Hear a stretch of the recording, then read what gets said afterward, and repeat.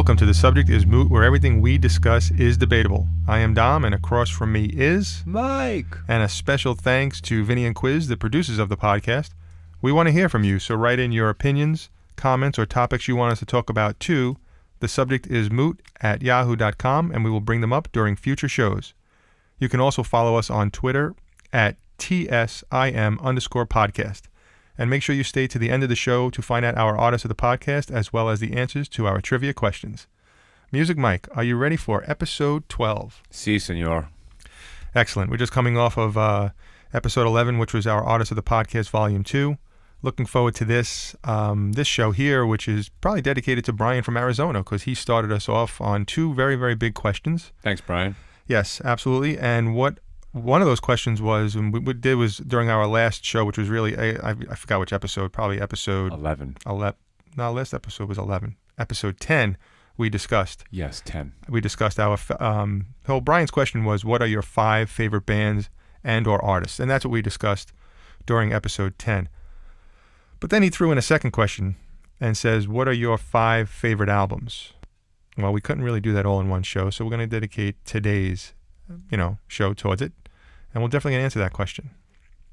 But before we get started with the main topic, your moot point is next, and that's brought to you by Headphone.com. Obsessed music geeks at your service since 1992. They are renowned for honest headphone reviews, fanatically dedicated customer service, and in-depth product evaluations. Headphone.com also offers a wide variety of headphone amplifiers, and they are located in Montana, USA. Call 800-828-8184 for sales assistance, technical questions, or advice. You could also check out their website, headphone.com. Before we get started with Brian's question, or leading into that, Leah from Michigan wrote, and I'm going to actually read you exactly what she wrote, Mike. And she actually asks a question towards the end. I'm going to leave that for you. So Leah from Michigan writes, hello. Even though I have arrived late in the game as a listener of The Subject is Moot, I have really enjoyed it. It's nice to have a forum with open dialogue about music and the appreciation of it. I caught the varied music featured in episode 7. Actually, episode 7, for everybody who doesn't know, that was our Artist of the Podcast Volume 1. This is why we like that, because Leah now listens to our show, and she hears episode 7, and that's where we featured 3 of our first artists of the podcast. So this is what the Artists of the Podcast is all about. It's just exposing people and everybody out there to more music from the artists that we cover. So she listened to episode 7, and she's got to say, I really enjoyed the sounds of Chris Boss and his song Fandango from his Evolution album. Yeah, that's a great song. That's actually my favorite off that album. Chris Boss is a monster. He is, absolutely. Great guitar player. Yeah.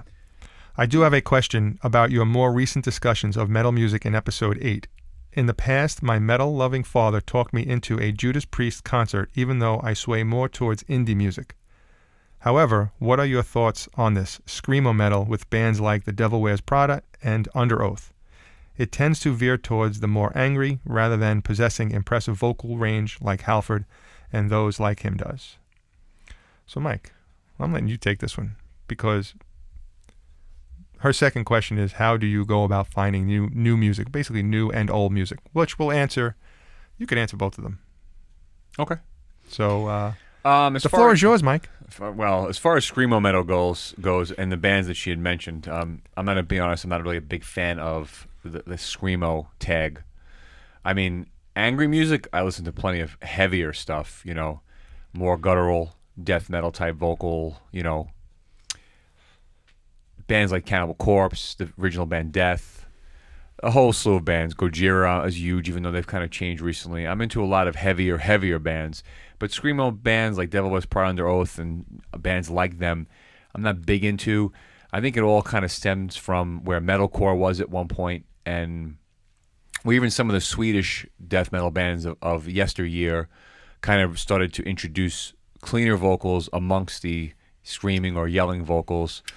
One of my favorites, Soilwork, was one of the first bands to do that, to mix the both. And then Killswitch came out and just really revolutionized the combination of the clean, good cop, bad cop vocals. There are bands that I do love that mix that. As far as the screamo tag and that genre, I'm not huge into it, but I do like heavier. I do delve into some heavier stuff. And even some of the stuff I listen to that's heavy doesn't have any clean vocals at all in it. So, yeah, and some of those the musicians within those bands don't really get enough credit, because as soon as people hear someone screaming in front, they will not even give a chance to the rest of the music. Some of those musicians are outstanding. Well, yeah, that's where I lose it, and that's unfortunate because, like you said, I won't listen to anything else, and they are tremendous musicians. But that's the style of music, and not faulting the musicians for being part of that. No. But unfortunately, I don't get to experience that, or they lose those people out there who don't want to hear that. Well, a lot of people can't get past that, that vocal. It has to sound good. It has to sound good, though. It has to all flow, And it does, but except for people get turned off by some guy screaming into a mic. And as far as finding new and or old music, I mean, the internet, it's at your fingers. It's your friend. It can be, yeah. It sure can be. Word of mouth and subject is moot. You can find out about new music constantly. That's a good plug. That's a good plug. You basically plugged yourself. Us. Yeah. Well, listen, Leah, thank you for writing in. Thank you very much. Yes, absolutely. You know what? Next up is Brian and a slew of people who wrote in their opinion. Just one thing to Leah, if anybody out there wants us to start covering heavier stuff, just throw questions our way. I mean, I don't mind. I may start throwing in some heavier bands as far as the podcast. I'm not huge on heavier metal, death metal and stuff, but I do have my favorites in that genre. So thank you, Leah. So Brian from Arizona, who started this all, he wrote in, thank you for your in-depth explanation of your top 5 bands/artists. Here are my top 5 with my bonus 5, but not in any specific order. So basically, Brian gave us his top 10. Led Zeppelin, The Who, Yes, The Beatles, Leonard Skinner, The Doors, Pink Floyd, AC/DC, Grateful Dead, and Pearl Jam. All right, so to tell you the truth, Mike, those are all great bands. Many may argue that those are 9 of the 10 greatest bands of all time. Exactly. I'm not a big fan of the Grateful Dead. I just don't listen to them. Me neither. I'm not saying that they're good or bad. A friend of mine loves them. He's a tremendous fan of the Grateful Dead. They have a monster following. They do. Yeah, no, they're definitely a dedicated fan base. Which I love. I love that aspect of the Grateful Dead. Their fans are rabid. Stephen from Pennsylvania wrote in, big fan of your podcast, have listened since episode 1 and enjoy the content. Here are my top 5. Van Halen, Motley Crue, Queen, Judas Priest, and the Eagles. That's some top 5. You wouldn't expect the Eagles at the end. Well, you know what? I'm taking these as this is their top 5. Sure. You know what? And they could be in any order. But James from New York writes in, love the back and forth, topics and trivia questions you offer. My top 5 bands are Metallica, Guns N' Roses, U2, Aerosmith, and Kiss. I love this. Yeah. I love to see people have a nice change up within their favorites. Brent from Georgia wrote, enjoy your show, passes the time while I listen on my way to work. Wish you had a weekly show. Us too. Yeah. Here are my top 5 and bonus 5, no specific order. Led Zeppelin, Pink Floyd, The Who, Pearl Jam, Leonard Skinner, Guns N' Roses, U2, Dream Theater, Iron Maiden, and Queen. Margaret writes in from California. Mog. Great question, Brian. Tough to really nail down a top 5 or 10, but here are mine. Van Halen, Nirvana, Pearl Jam, Aerosmith, U2, Guns N' Roses, Bon Jovi, Billy Joel, AC/DC, Dave Matthews. Oh, I love Dave. Oh, yeah. Remember when he was at the height? I saw him in Giant Stadium, man. Did you really? I never saw him. One of the best shows ever. Barry from Connecticut wrote in, thanks, guys. Sounds like you have fun doing the podcast. I certainly enjoy it. We do too, Barry. We do. We have a lot of fun doing it. Very much. Here are my top 5. Eagles, Fleetwood Mac, Journey, Foreigner, The Beatles. And you know something? That's actually a lot different than what other people mentioned. I like that list. Yeah, I like all these lists. Yeah, that's actually a little bit older. I like that. Susan from Hawaii wrote in, great podcast, listen all the time. Here are my 5. Billy Joel, Elton John, R.E.M., The Clash, and Kiss. Nice. Finally, somebody brings up Elton John and somebody brings up R.E.M. R.E.M. is great. Yep. Yeah. Love them. Stu wrote, this question is for Dom. You mentioned you think Queensryche is the best band in your last episode. Why? Well, Stu, I actually had to think about that for a second, but the last show we were asked by Brian to name our favorite bands/artists. The list I basically presented was a list of my favorite bands or artists, not who I thought was the top 10 bands. I guess you're asking me of all time. I don't think Queensryche is the best band. It's my favorite. It's one of my favorite bands. It's actually in my top 10 as one of my favorite bands of my collection. But it actually opens up, your question to me actually opens up another question for both Mike and I on basically who do we think are the best bands in history. So, we're going to just shoot from the hip here. And thanks, Stu, for your question. It's definitely for a good back and forth, that question. It's like naming your favorite, or no, forget favorite, naming the best baseball player. Well, who's the best baseball player? Who's the best basketball player of all time? How do you want to do this, Mike? We could pick 3 genres. We'll go rock. What do you want? What else do you want to do? Metal and country. Well, we do rock, metal, and country. I can't. Well, and pop. Rap. Sure, throw all 5. Who cares? All right, so let's do it. So let's see. 5's a nice round number. Rock, metal, pop, country, pop, and rap. Now, all right. So basically, who do Mike and I think are the best band/artists in those genres? Now, we're not going to base this off of any kind of statistics. We're just going to base it off of the cuff, baby. No, I'm saying who do we think are the best out there in the history? With either popularity or just music. So what do you want to go first? Pick your genre. Metal. Okay. Metallica. It's easy for me. I mean, they're not my favorite band of all time, and I think they really released a bunch of duds over the years. But as far as their longevity and consistency, they're still great live.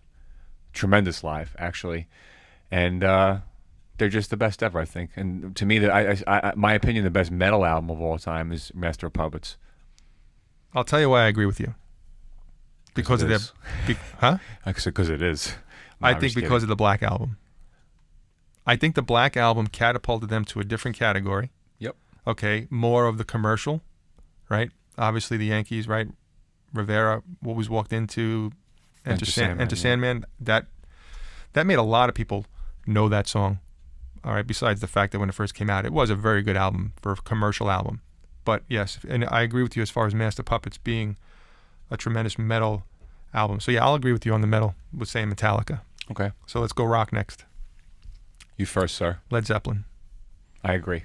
Really? Okay. Oh good. Yeah. For me, that band is great top to bottom. The sound alone, guitars, vocal, it was very unique. Stairway to Heaven, obviously, probably one of the more popular or the best song by them. I'm not going to say the best song by them, but probably if someone had to pick a song or songs from that band, that's probably the first song that comes to mind. But that's my pick is Led Zeppelin. Me too.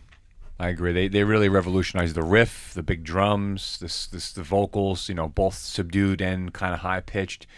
They had it all. Again, they're not my favorite band in the world. But as far as when you talk about one of the greatest rock bands ever, I feel the greatest rock band ever is Led Zeppelin. I like their sound. Their sound is very unique, and I don't think anybody really ever tried to sound like them afterwards. I guess they couldn't. And their albums had a mix. Like you'd have like a really good driving rock song, and then like the next track maybe like a country track. Yeah. But that also just goes to how diversified they were as musicians. Good segue. Country. Johnny Cash. Okay. Very easy. All right. There's no reason for me even to go on about it. Johnny Cash. Period. Johnny Cash is Johnny Cash. I was gonna say Garth Brooks. It's fine. Understood. Pop. Define pop. Yeah, I know. That's well, you wanted to pick that genre. If I say Michael Jackson, am I taking away from the fact that Elton John or Billy Joel are pop, or they singer-songwriter rock? I don't. But I would say leave those out. Okay, so I think radio pop then. Let's go radio pop. Michael Jackson. Yep, I agree. I agree with that. Rap. Run DMC. Also agreed. Yeah. The pioneers. Well, you had the Sugar Hill Gang, and you had the Grandmaster Flash. Before them, Curtis Blow. Those, I guess, if you want to call them the grandfathers of rap. That's when I basically started listening to rap right towards the tail end of all of those, and in the beginning of Run DMC. But I don't think anybody else ever did it like Run DMC. No. But that's for me, hands down. Yep, I agree. All right, so actually, Stu, you know what? your misunderstanding led to a very, very good, interesting topic for a nice little short back and forth. And we appreciate that. And everybody else who wrote in, we appreciate you listening and supporting our podcast. We love the feedback. We love to hear from you. Anything you want to talk about, we'll talk about anything. Send in your choices for those topics. Absolutely. So, Mike, why don't you take off with our trivia time? Trivia time, Dom. Trivia time. How much do you know? I don't know. All right. Our first trivia question is, what is Lady Gaga's real name? I think some people will know that. Lady? Is it Lady? It should be. Oh. I think it is. Okay. Number 2, what is Axl Rose's real name? Axl Rose. Number 3, what members make up the band Alter Bridge? And A to that question is, what do most of them have in common? All right. Well, stay to the end.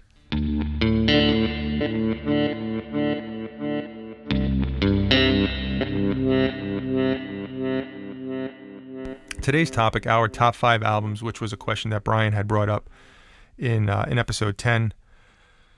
So, Stu, if you're listening, this is my favorite, my top favorite albums in my collection. All right? If I had to go on vacation and bring 5 albums, this is what I would bring. Queensryche, Operation Mindcrime, DC Cooper's solo album, Dream Theater, Images and Words, Van Halen 1, and Elton John, Goodbye Yellow Brick Road. Those are my top 5, and I'm just going to explain to you a little bit why. Queensryche, Operation Mindcrime came out in 1988, 60 minutes of just pure genius vocals and music. Their last track, Eyes of a Stranger, probably one of the best metal songs of all time. Mike, you turned me on to this album, I want to say in 1995, 1996. I was a latecomer to Queensryche. If you listen to songs like The Mission, Sweet Sister Mary, The Needle Lies, absolutely tremendous. All of them. There are 15 tracks. It's a concept album, but there are only 10 songs on it. All of which, the whole story. There's a whole story behind it. I Don't Believe in Love. In Love was a Grammy-nominated song for Best Metal Performance in 1990.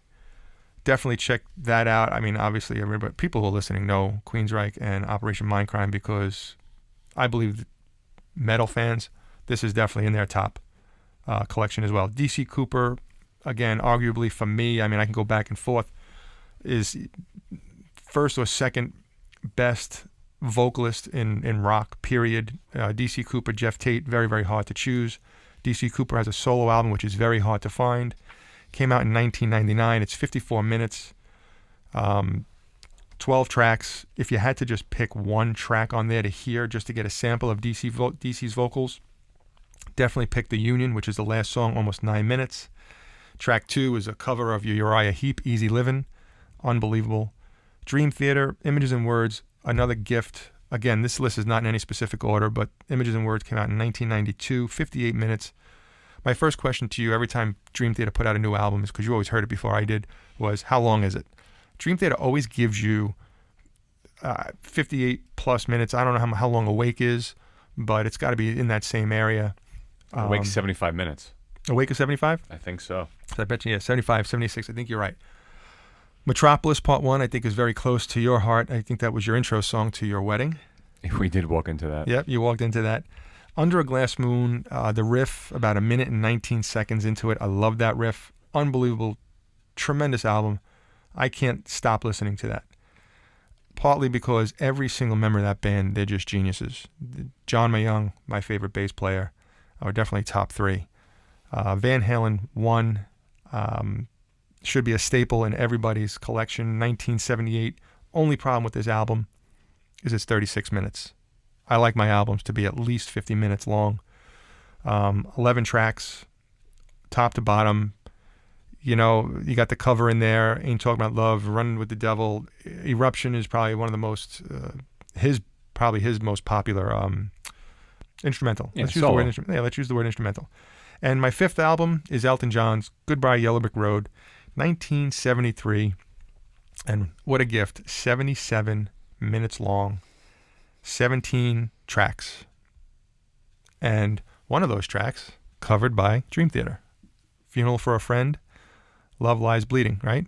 Yes, sir. Covered by Dream Theater. Again, Candle in the Wind, Benny and the Jets, Goodbye Yellow Brick Road. Those were the singles. Benny and the Jets was a single. Goodbye Yellow Brick Road was a single. Saturday Night's All Right for Fighting was another single.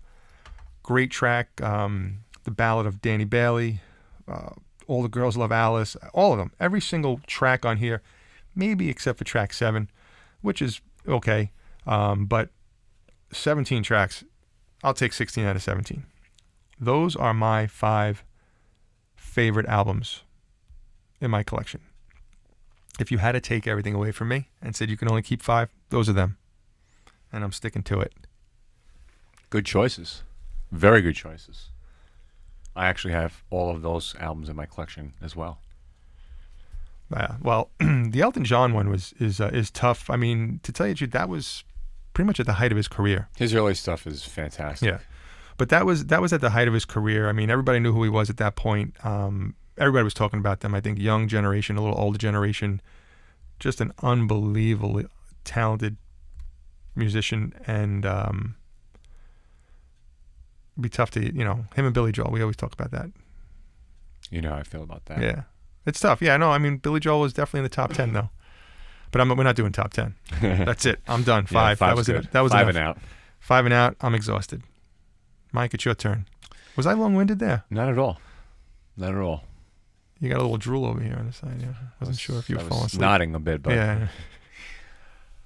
All right, my top 5. The reason I chose these 5 are one of the criteria that I use for favorites of all time, which are close to my heart, are if you could put this on today and you still feel the same way about it as you did the first or second or fifth time you heard it. And these 5/5.5 records that I'm going to mention right now. Oh, yeah. I can sense it already. You're going to play the fence on one of them. Hey, shut up your face. It's your turn. No, I mean, there's no order, as you said, but kind of. But number 1 will always be Joe Satriani's "Flying in a Blue Dream." Maybe not considered his greatest or his best, but for me, when this came out in '89, I believe it was released. I would say it was actually March of '90 that I bought this record, and it changed all of these records changed the way I look at music and listen to music. "Flying in a Blue Dream" is chock full of greatness from Joe. Melody, playing, it wasn't just shredding either. Everybody always likes to put that tag on a lot of guitar players, but Joe writes songs. He always did. He never just put an album of him just playing notes. And obviously people who don't like instrumental guitar playing are going to always perceive that as a guitar player just playing it and playing notes or quote-unquote shredding. "Flying in a Blue Dream," one of my favorite songs of all time is "The Forgotten Part 2," which I don't know if Joe's ever played live. That's a great song. And actually this year I was considering, when he does tour, because I think he's in the studio right now writing another record, which is very exciting. I was actually going to try to write to him and ask him if he could please finally play "The Forgotten Part 2" on this tour, especially when he comes to New York or Jersey.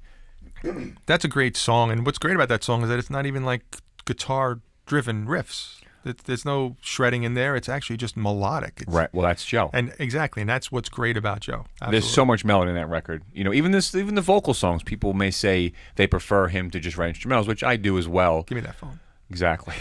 But even that, the guy played harmonica on the album. He played slide guitar. He sung. It's Joe, man. That's all I can say. Second would be "Passion and Warfare" by Steve Vai. Another mind-blowing, life-changing record for me on how I looked at playing guitar, listening to music. Another, it was a little odd, a little weird from what Joe does. Joe's more streamlined, just gets in there and plays his songs, where Vai likes to get a little experimental and odd or weird, which he drifts, which I like. Well, not so much on "Passion" though. He was. I forgot what track it was. You caught me off guard, but yeah. But yeah, no, he drifts. Don't listen. You got to call it like it is. I did. That's how I started. Yeah. Well, especially live, he can drift with the whammy bar and the feedback and stuff. But he's a masterpiece. He's a master. Getting back to "Passion and Warfare," I mean, "For the Love of God" is another track out there that just, I don't even know if you have to play guitar to really appreciate that track. "Tender Surrender." It's not on that. Oh yeah, that's right. That's on the other one.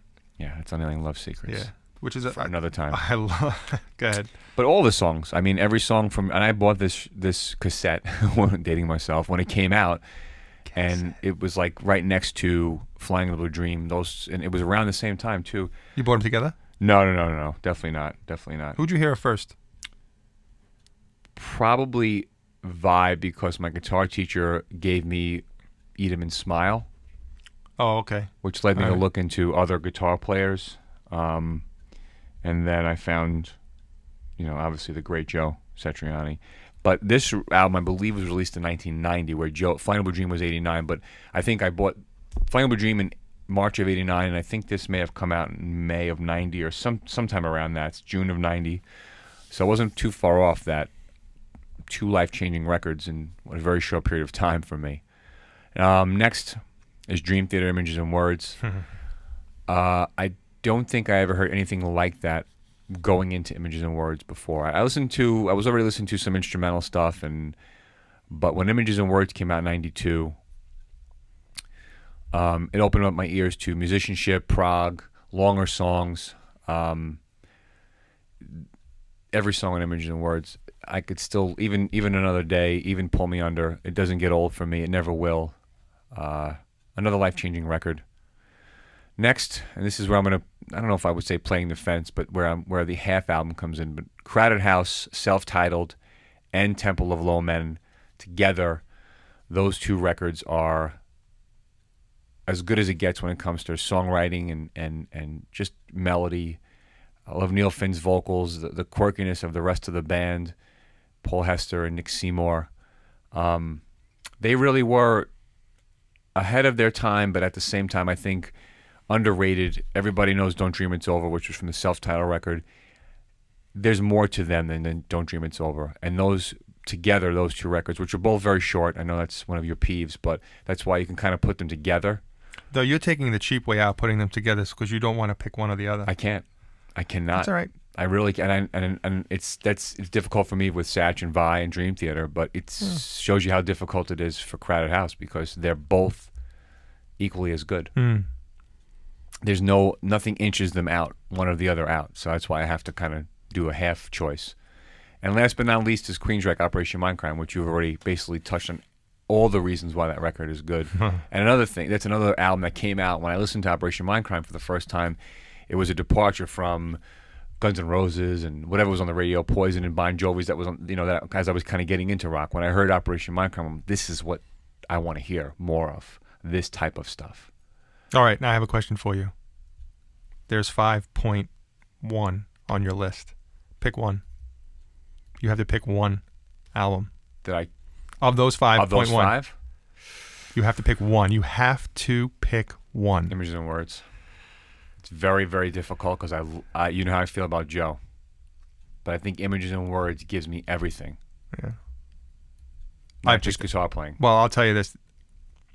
Joe Satriani could be on my list, but again, I picked the 5. I didn't want to drift. I could have picked 6. I didn't. You're right.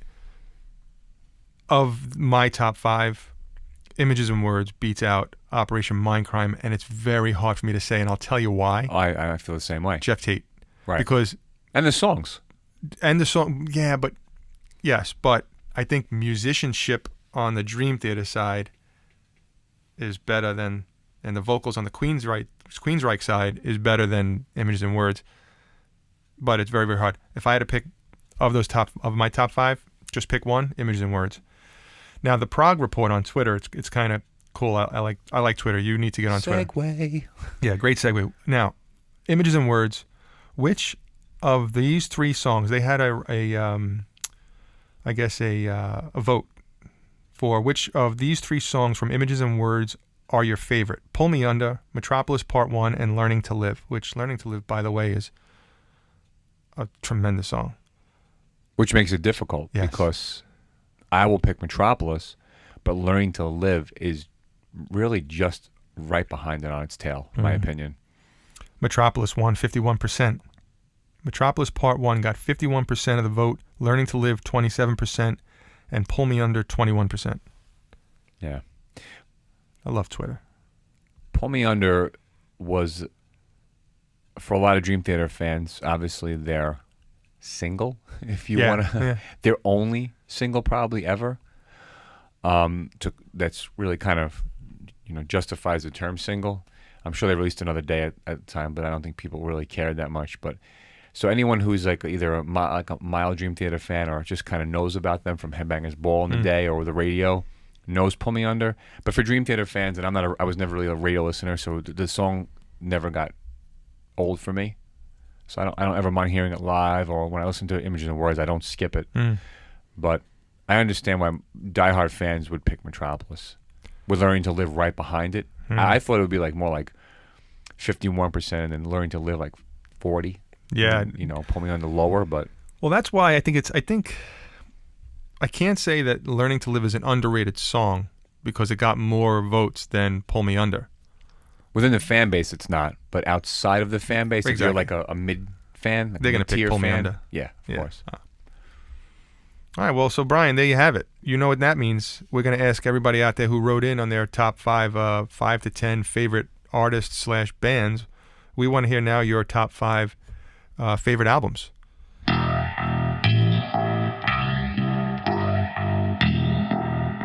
Time for our Artist of the Podcast, which is brought to you by Vintage Vinyl Records, New Jersey's legendary independent record store since 1979.